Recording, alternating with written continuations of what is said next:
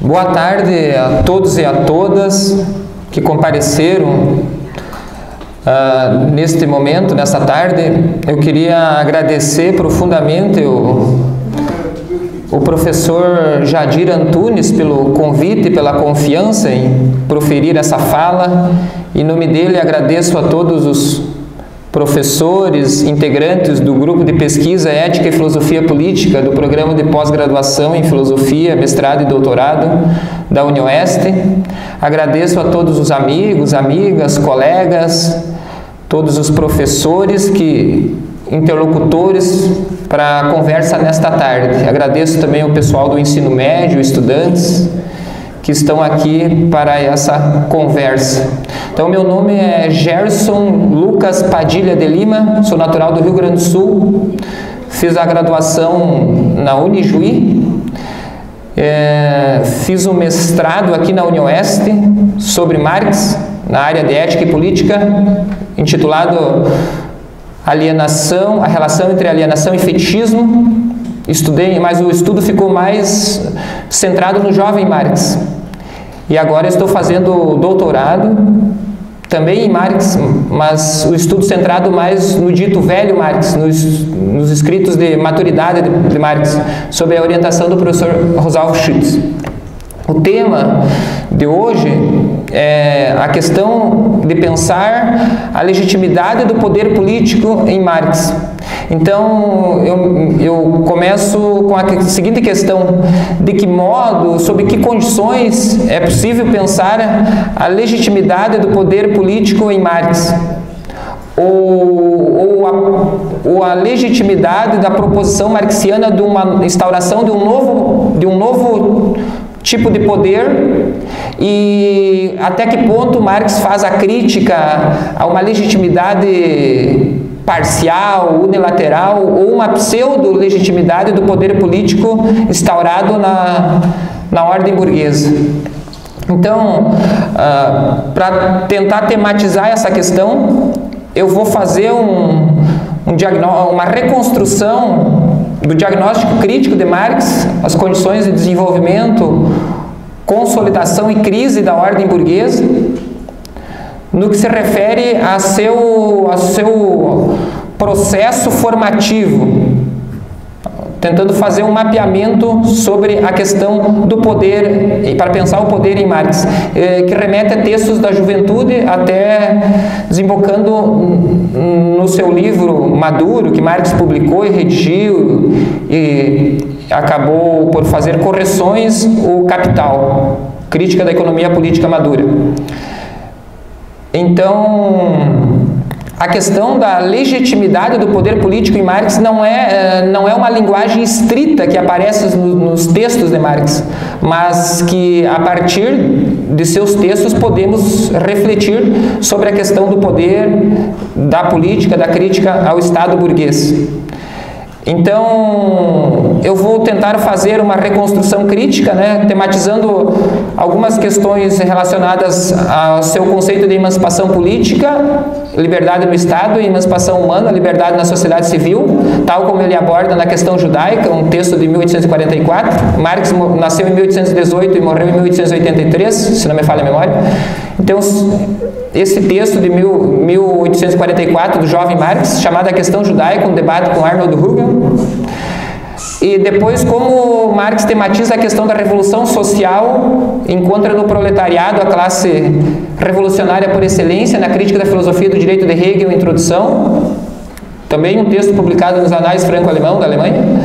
Depois, como Marx tematiza a questão da política e do comunismo, que em Marx é sinônimo de socialismo, nos manuscritos econômicos filosóficos de 1844, e depois como ele aprofunda essa crítica no Glosas Críticas Marginais ao artigo do Rei da Prússia, de um prussiano, outro artigo publicado na Alemanha, e depois como isso repercute no Manifesto Comunista para pensar a teoria da transição e os germes de pensar uma teoria de partido em Marx.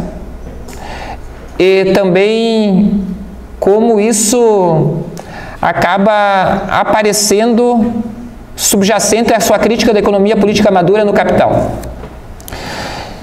Então, obviamente que eu não tenho a pretensão de esgotar o assunto, mas trazer alguns elementos para a discussão, dado que a obra de Marx é uma obra inacabada e eu não tenho competência para fazer um excurso em toda a sua obra, que é muito grande. Então, trazer alguns elementos que eu acredito ser central para a nossa discussão posteriormente. Então, Marx tematiza a emancipação política na questão judaica. Diz que a emancipação política foi uma experiência histórica mediante a independência dos Estados Unidos e a Revolução Francesa de 1789, a Revolução Burguesa. E foi explicitada teoricamente na filosofia de Hegel, na filosofia do direito de Hegel, que apreendeu os princípios fundamentais do Estado moderno. Então Marx está debatendo, tendo como horizonte essas experiências históricas e a crítica com Hegel, com Bruno Bauer, um hegeliano de esquerda. Então, para Marx, Hegel faz uma inversão ao pensar a relação entre o Estado e a sociedade civil. Hegel afirma, na sua filosofia do direito, que o Estado seria o fundamento da sociedade civil. O Estado, então, que é o mundo que o espírito faz para si, o espírito pensado como na ciência da lógica, Hegel aborda a questão na primeira parte do ser, a segunda parte da essência, e na terceira parte é a questão do conceito subjetivo, que seria a lógica, o fundamento da lógica, de todas as lógicas, e o conceito objetivo, que seria o protótipo de todas as ciências. E na terceira parte, no conceito absoluto, seria o espírito absoluto, que seria uma espécie de totalidade da inteligibilidade do cosmos. E isso teria uma manifestação política no âmbito do Estado. E o Estado, então, na sua dialética ascendente e descendente, mediante leis verdadeiras, universais, racionais, dá substância ética à sociedade civil, a possibilidade da liberdade subjetiva e objetiva dos indivíduos, mediante a possibilidade da externalização da sua moralidade, da intersubjetividade, mediante as mediações lógicas e institucionais, políticas, e sequer até, podemos dizer até histórica, mas isso é polêmico. Então, para Hegel, o Estado fundamenta a sociedade civil. E para Marx é ao contrário, a sociedade civil que fundamenta o Estado. O Estado embora tenha uma autonomia relativa, seria uma espécie de superestrutura da sociedade civil.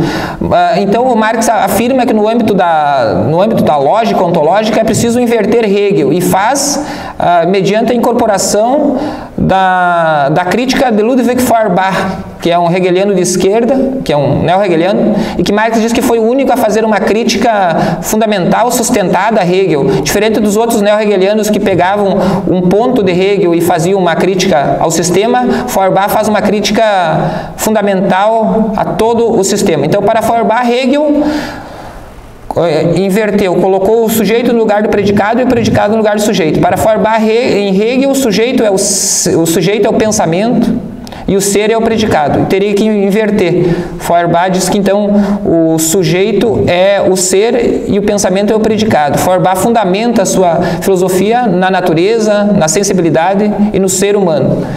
Então, isso Marx leva para a questão da política, para fazer a inversão tanto do ponto de vista da dialética de Hegel, que Marx pega para pensar não só a exposição, mas também a forma da constituição ontológica, poderia-se dizer, do capital, nas categorias de primeira ordem. É preciso inverter. A dialética de Hegel está de cabeça para baixo, é preciso colocar sobre os pés. Para poder, Marx afirma no Capital, retirar do envoltório místico o núcleo racional. Então, isso Marx leva para a questão da política.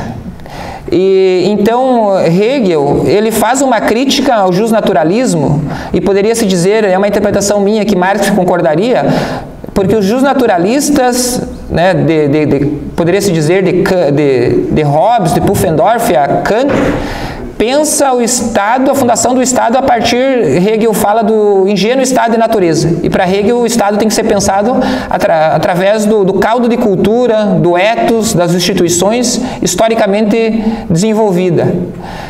Então Marx concordaria com isso. No entanto, Hegel faz mediações abstratas fetichistas do ponto de vista lógico e político. Então, diferente para os justnaturalistas, então, que pensam o Estado a partir desse experimento mental, então seria possível, mediante o Estado, a racionalização das paixões, onde a liberdade desregrada, a força da liberdade, a força desregrada das paixões seria transformada em liberdade regulada.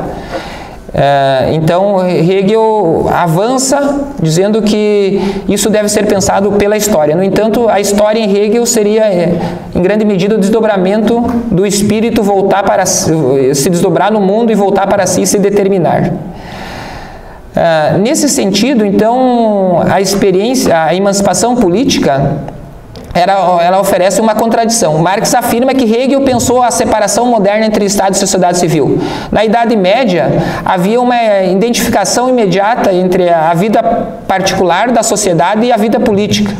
Os indivíduos que pertenciam ao senhor feudal e tal, mediante a sua particularidade, tinham uma universalidade posta no âmbito da política. E, no entanto, havia um fracionamento no tecido social no âmbito da sociedade. O indivíduo pertencia a grêmios, corporações e tinha uma separação entre o povo, a sua comunidade e o povo. Então, na Idade Média, o indivíduo estava separado da sua universalidade. Hegel pensou a separação moderna entre Estado e política, que agora, então, os indivíduos podem perseguir sua vida econômica de costas para a vida política. No entanto, as mediações especulativas, dialéticas, lógicas e políticas, Marx não concorda. Então, para Marx, o Estado é fundado na sociedade civil.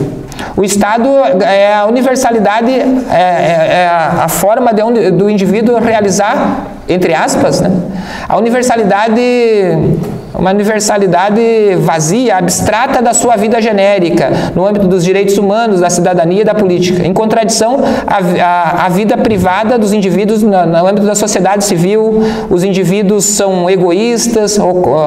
Hobbes descreveu com acerto, Marx afirma, da guerra de todos contra todos, o homem é o lobo do próprio homem, onde os indivíduos pegam a si mesmo, a comunidade e a natureza e a totalidade da vida como um meio para buscar o dinheiro, que Marx afirma que é o Deus secular, enquanto síntese objetivada da riqueza. Essa fração, nessa contradição entre Estado e sociedade civil, implica numa espécie de fissura na própria condição humana moderna. Se na Idade Média o indivíduo estava separado de sua universalidade, na modernidade o indivíduo está separado de si mesmo, uma espécie de esquizofrenia social. Então, por um lado tem o indivíduo, o cidadão, que tem a sua vida universalizável no âmbito da universalidade abstrata do Estado, em contradição à vida burguesa e do trabalhador no âmbito da sociedade civil. Então, Marx faz uma citação de Rousseau já afirma que o indivíduo moderno não é nem o indivíduo do Estado e natureza, esse experimento mental que ele busca para pensar a política, até porque o Estado e a natureza nunca existiu, e não é nem o cidadão de uma república bem ordenada, é o burguês que está perdido no meio do caminho. No entanto, Marx afirma que isso é uma ficção de Rousseau, porque o cidadão nunca vai se realizar numa república, porque Marx é crítico ao pensamento republicano. Então, para Marx, há essa fissura na condição humana. Embora Marx pense, eu imagino, minha interpretação, que Rousseau, por exemplo, Rousseau na Origem das Desigualdades entre os Homens, um livro, o Fundamento da Origem da Desigualdade entre os Homens, pensa que o fundamento da alienação, da desumanização do ser humano, é posto pela propriedade privada e estabelecido legalmente pelo Pacto dos Ricos, que é um Estado violento. Marx pensa um pouco nessa seara. No entanto, Rousseau, depois, quando vai pensar o dever ser no contrato social, que seria o estabelecimento dos princípios de uma república bem ordenada, acaba legitimando essas mediações de segunda ordem. No máximo, o que Rousseau diz é que os ricos não podem ser tão ricos e os pobres tão pobres. Então, Marx incorpora isso e leva às últimas consequências, faz uma incorporação crítica, como ele faz em tudo. Sempre trabalha pegando a tradição, friccionando e produzindo categorias novas. Então, Marx afirma, então, a contradição entre Estado e sociedade civil dá na contradição entre o homem, o burguês e o cidadão. e que, por sua vez, dá numa contradição dos direitos humanos, que são universais apenas pela sua forma. Os direitos humanos, os direitos do homem e do cidadão estabelecidos pela Revolução Francesa, as Cartas dos Homens e do Cidadão, são universais apenas pela sua forma abstrata. No âmbito concreto, eles são particulares. A liberdade, o Marx diz, é apenas a liberdade dos indivíduos ter de não invadir o direito do outro, assim como duas estacas cercam uma propriedade. É um indivíduo, sobretudo, é a liberdade do indivíduo fruir de sua propriedade. A igualdade é circunscrita ao universo semântico da liberdade, é uma igualdade, então, do indivíduo ser protegido pela lei para fruir da sua propriedade. E, sobretudo, um direito fundamental, Marx diz que esse sim é efetivo, que é o direito de segurança da propriedade privada, da vida e dos bens dos indivíduos descritos pela tradição justnaturalista. Então, Marx pensa a crítica à política assim como fazendo uma incorporação da estrutura da crítica de Feuerbach à religião.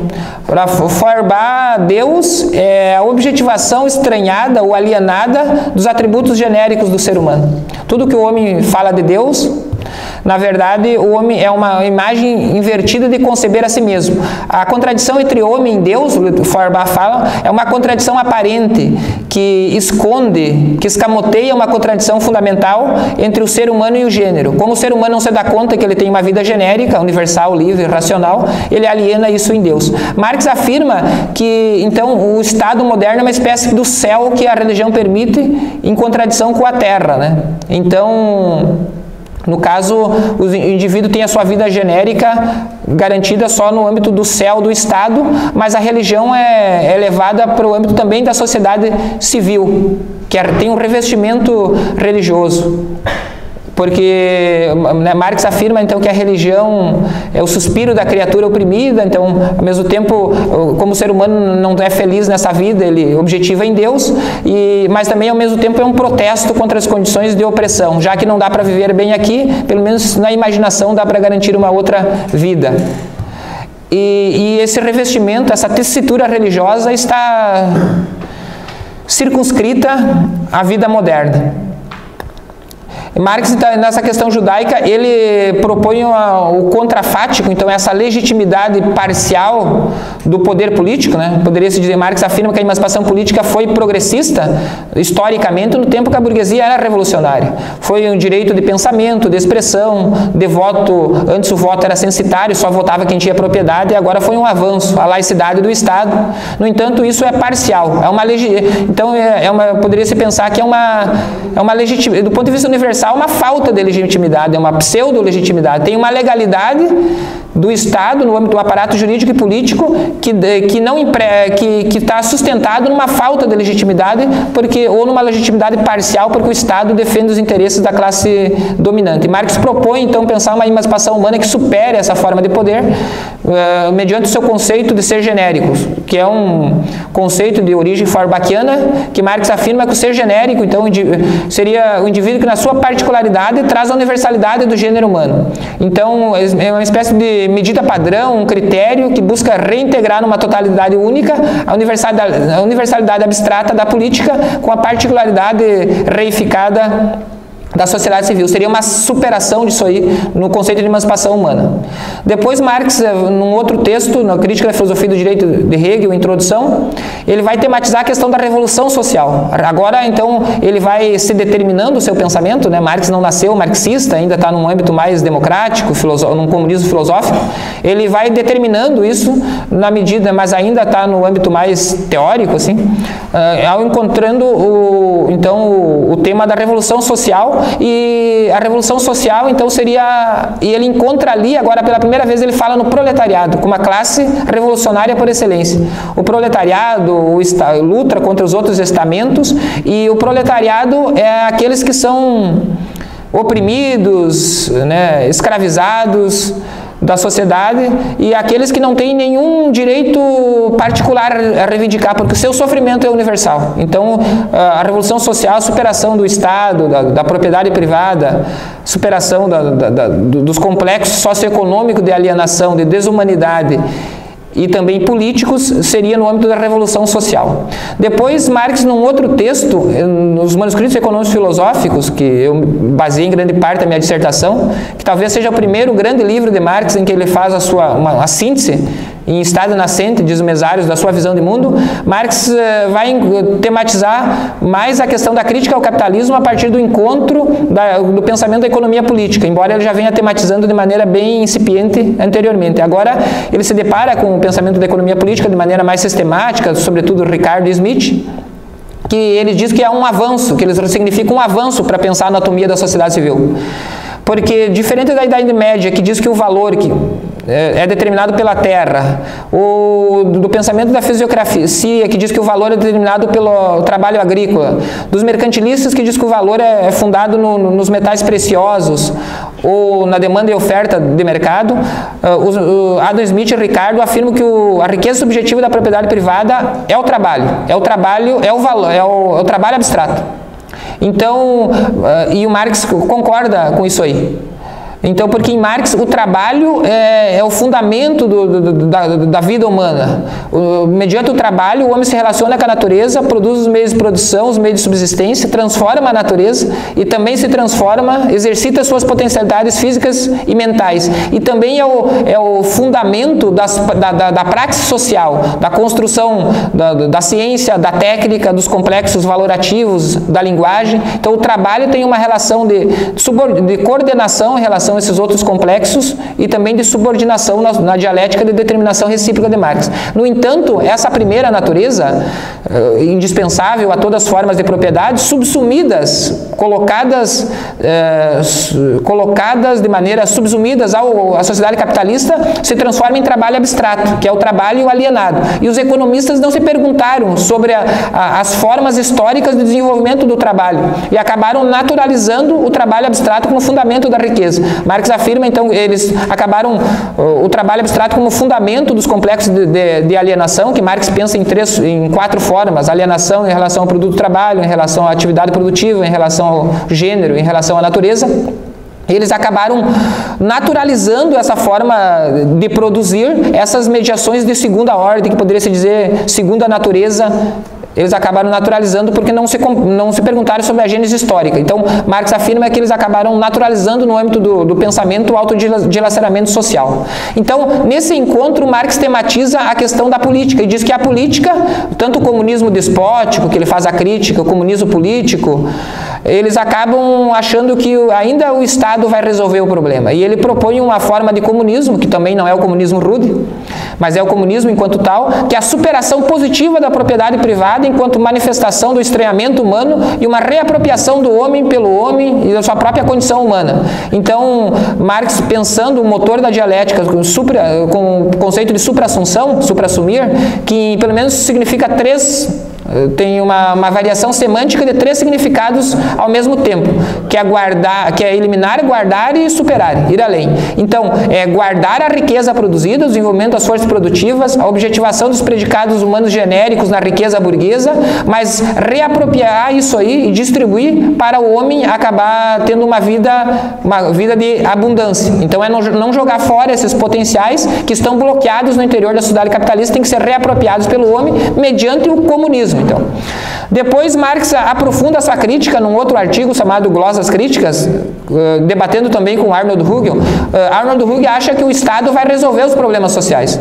Que Marx diz que isso é um intelecto político que sustenta o Estado, não resolve os problemas sociais. Marx propõe um intelecto social que pensa a superação do Estado. Então, o Marx fala assim, o Estado, quando quer resolver os problemas, quando ele não consegue, ele diz o seguinte: então são os problemas sociais, a desigualdade, o pauperismo que estava se engendrando na Europa e tal. Eles dizem assim, não, então isso é um problema de leis naturais, a gente não pode fazer nada, é o ciclo natural da história, ou é um problema privado, que ele não pode se meter, ou é um problema da própria administração do Estado, que daí entra em contradição com a sua própria proposição. Então, essa ideia de que o Estado, através da vontade, vai resolver os problemas, Marx diz que isso não aceita. Então, o Arnold Hugel queria fazer uma revolução social com alma política, pela transição política. política, ou pela efetivação da finalidade política, não só a transição, mas também a instauração política. E Marx afirma que não, tem que fazer uma revolução política com alma social. E daí ele pensa pela primeira vez o conceito de socialismo, que para mim é sinônimo de comunismo. Isso é uma polêmica no marxismo, mas eu nunca ouvi que tem uma diferença conceitual. Isso foi feito depois por Lenin para pensar a teoria da transição no âmbito da Revolução Russa e tal. Marx fala em primeira e segunda fase do comunismo na crítica do programa de Gotha, que é um texto posterior. Então, o socialismo, na medida em que ocorre o socialismo, a superação dos complexos de alienação, o Marx afirma que os indivíduos vão se desembaraçando do seu revestimento político. E depois Marx pensa, então, a questão mais da praxis, que fundamenta uma revolução social e a possibilidade de transição na ideologia alemã e nas teses sobre Feuerbach. Então, Marx afirma que Feuerbach teve um avanço em relação a Hegel porque não quer só objetos de pensamento, mas objetos reais. No entanto, Feuerbach não se pergunta sobre a questão da atividade prática dos indivíduos, apenas toma os indivíduos como objetos sensíveis, não como atividade sensível. A atividade sensível foi pensada pelo idealismo hegeliano, então, enquanto uma atividade sensível que produz o ser humano e a história, no entanto, de maneira fetichizada, abstrata. E Marx, lendo os economistas e com contato com o movimento operário, vai determinando, materializando isso e fazendo a crítica também ao socialismo utópico, que queriam uma transição assim desconectada da realidade.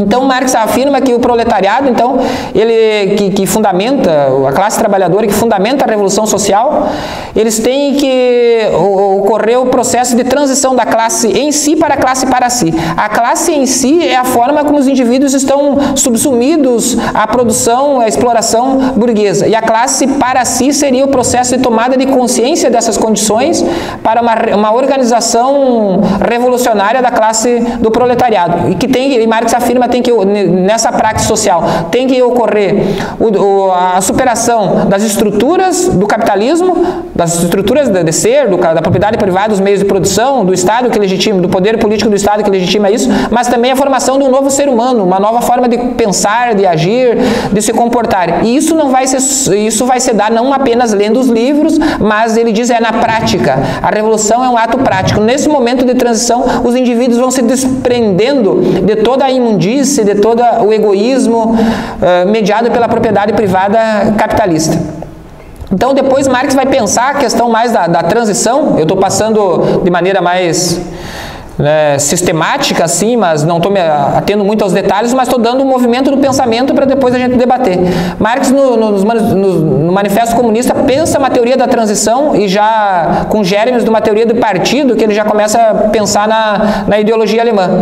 Então, como superar essa sociedade? Uma teoria de transição seria assim: a constituição do proletariado em classe para si, a derrubada do poder da classe burguesa, a destituição da propriedade privada dos antigos formas de propriedade, de tradição, a tomada do poder político pela luta, pela instauração da democracia do proletariado, que Marx afirma que é a verdadeira democracia. Então ele pensa a democracia enquanto sempre o poder de uma classe sobre a outra. A gente vive numa democracia burguesa, do poder da minoria sobre a maioria, e nesse período de transição seria a instauração de uma democracia do proletariado, dos trabalhadores, que é a imposição da maioria sobre as minorias, onde se desenvolve as forças produtivas e se criam as condições para o desaparecimento do Estado e todos esses complexos para a instauração de uma sociedade comunista. Então, Marx pensa esse conceito da ditadura do proletariado, que não se trata aqui em ditadura no sentido que a gente compreende, como ocorreu no Brasil e tal, nos outros países.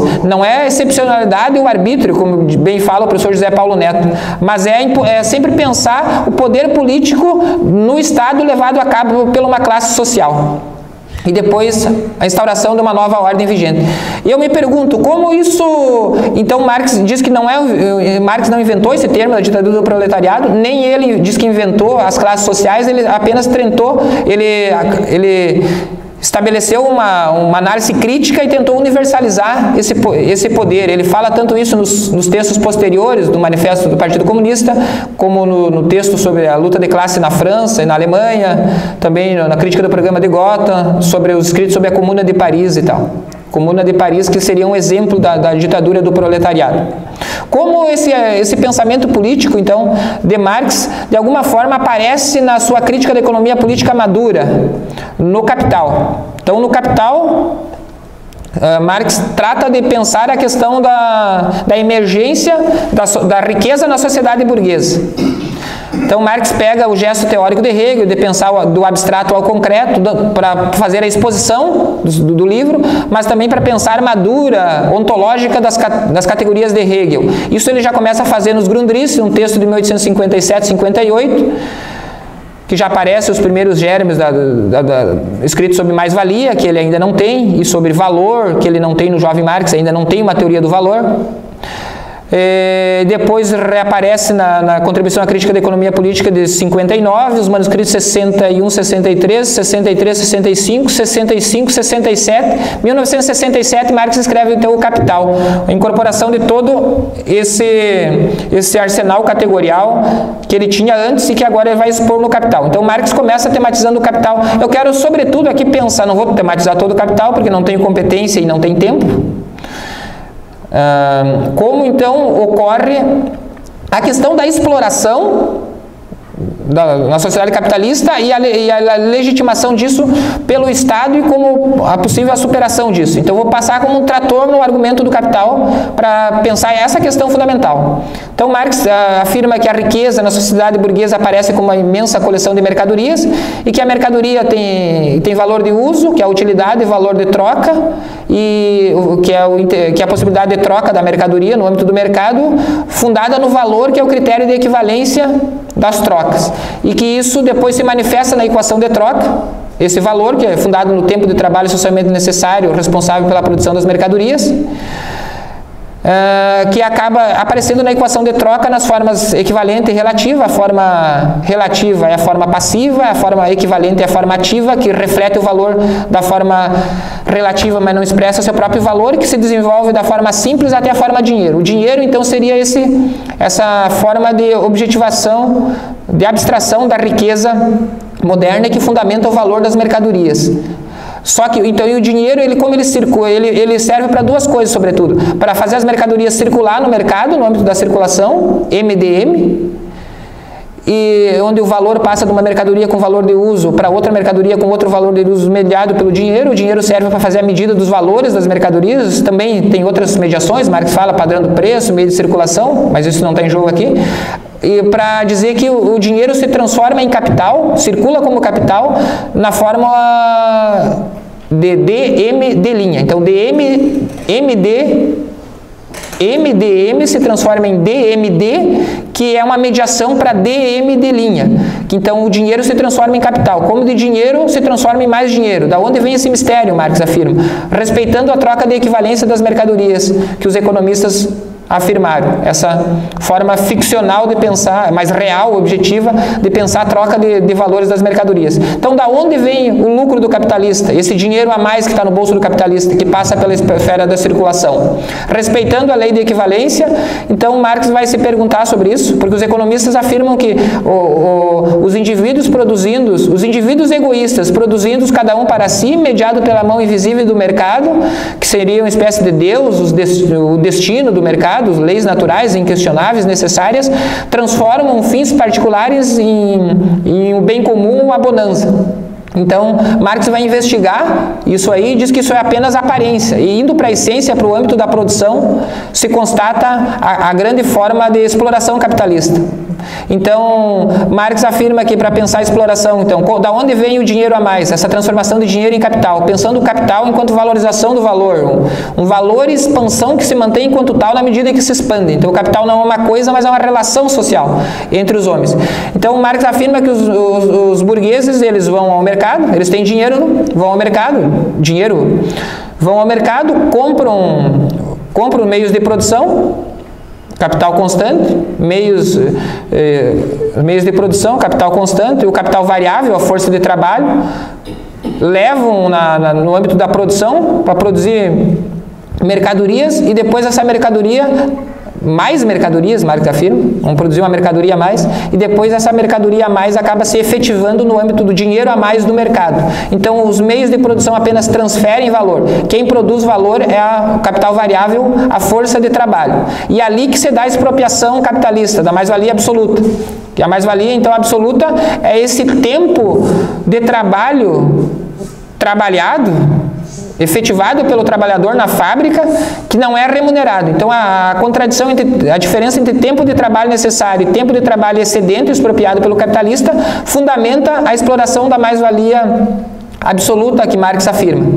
Então, a mais-valia absoluta é essa forma, e depois que isso é efetivado no âmbito da circulação do dinheiro a mais, daquele D a mais que está no bolso do capitalista.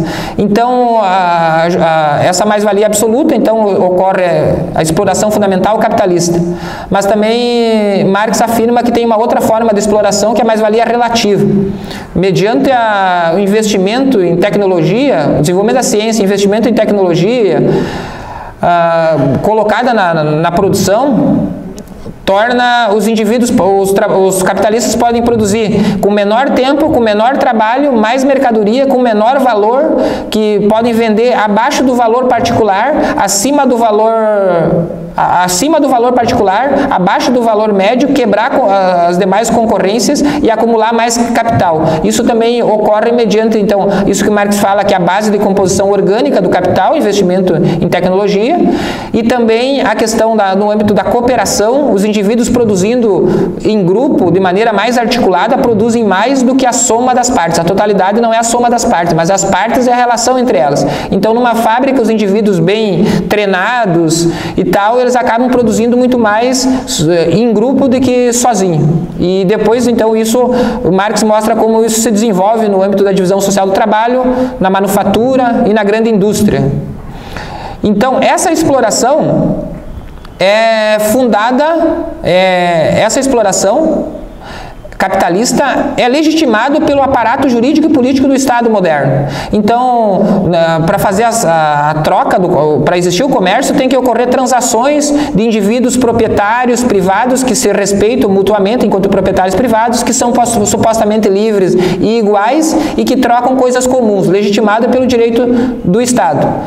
E isso, no entanto, Marx, fazendo a descrição no âmbito essencial da produção, mostra que isso acaba legitimando, na verdade, a exploração. Então, que na verdade, porque não há, o trabalhador produz o seu próprio salário e também produz a mercadoria, o lucro do capitalista. Então, na verdade, não existe comércio, como bem nos ensina o professor Jadir, com troca de equivalência ou de reciprocidade, mas só existe roubo, furto, espoliação, legitimado pelo Estado moderno, com seu aparato jurídico, político, institucional, sobretudo policial, que ocorre, então, essa exploração e essa farsa no âmbito do mercado, porque o âmbito do mercado é a aparência apenas que remonta à essência da exploração. Isso é legitimado pelo direito e pelo poder do policiamento do Estado, que diz zelar pela justiça.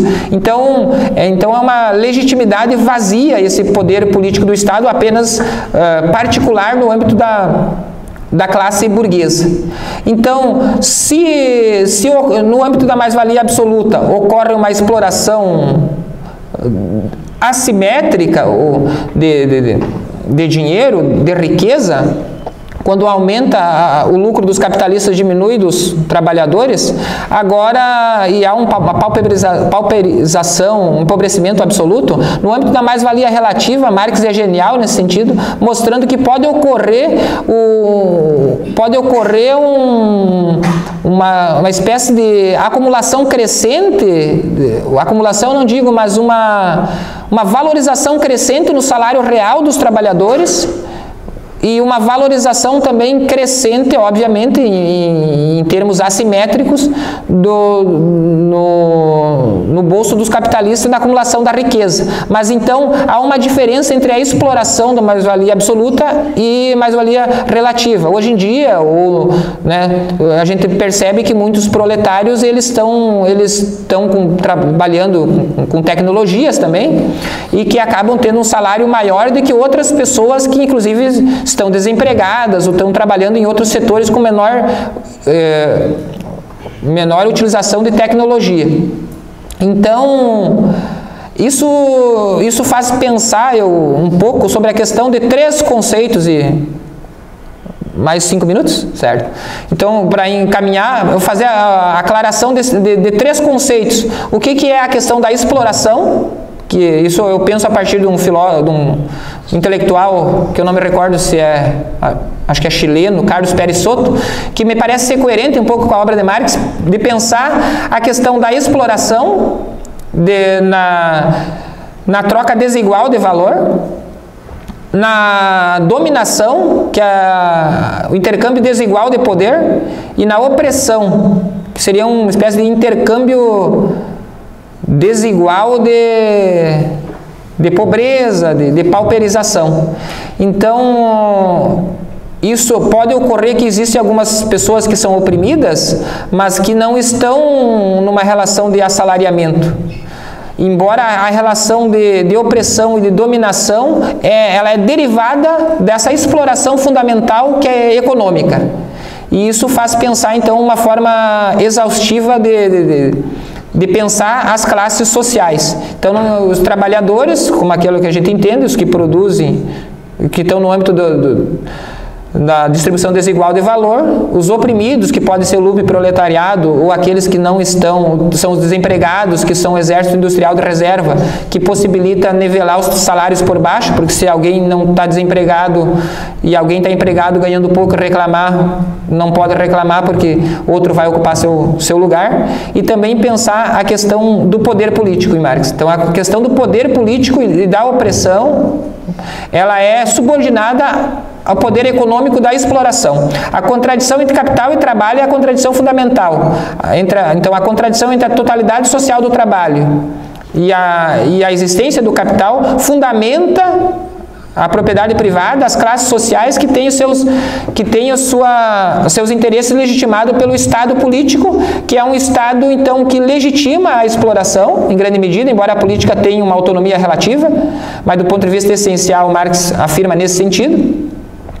E que também podemos pensar, então, a questão de que o Estado, que existe uma violência institucionalizada e que está instaurada, e que, diferente da tradição justnaturalista, que pensa que a fundação do Estado é um contrato, uma ficcional de um contrato social, Marx fala que a luta de classe é o motor da história, e sempre as transformações históricas ocorreram de maneira de muita luta, muito sangue, muito extermínio das populações, por exemplo, na forma de acumulação primitiva, no capítulo 24, que Marx tematiza a questão do início histórico, que culmina com a sua exposição lógica no Capital, seria a espoliação, então, das terras dos trabalhadores na Idade Média e tal, foi a forma de acumulação primitiva do capitalismo se desenvolver.